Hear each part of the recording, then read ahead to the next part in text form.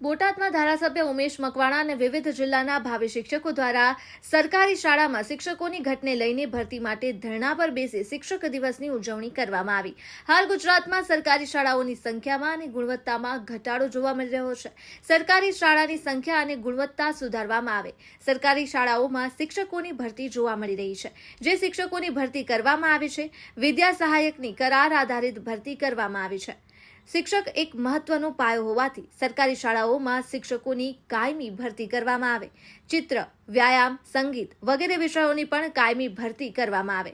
શિક્ષકની ભરતીમાં OBC, ST, SC, EWS અનામતનું પાલન કરવામાં આવે। ઉચ્ચ માધ્યમિકમાં ઓબીસી, એસસી, એસટી, ઈડબ્લ્યુએસની કટ ઓફ ઘટાડીને ભરતી કરવામાં આવે। દરેક વિભાગમાં કરાર આધારિત ભરતીની પ્રથા બંધ કરી કાયમી ભરતી કરવામાં આવે।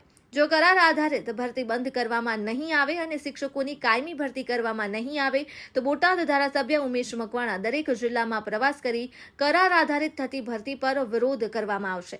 શિક્ષક દિન નિમિત્તે ગાંધીનગર ખાતે શિક્ષકો દ્વારા રીંગણા બટાકાના ભાવે ડિગ્રી વેચવામાં આવી। અહેવાલ રોહિત આર જતાપરા તેમજ જયદેવ વી મંડીર। નમસ્કાર મિત્રો, હું ફિરોઝ ઈરાની આજે તમને એક નવી વાત કરવા આવ્યો છું।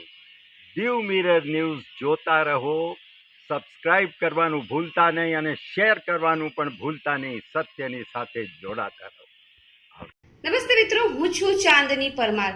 આપની મનપસંદ ચેનલ એટલે કે દીવ મિરર ન્યૂઝ ચેનલને લાઈક કરો, શેર કરો અને ફોલો કરો।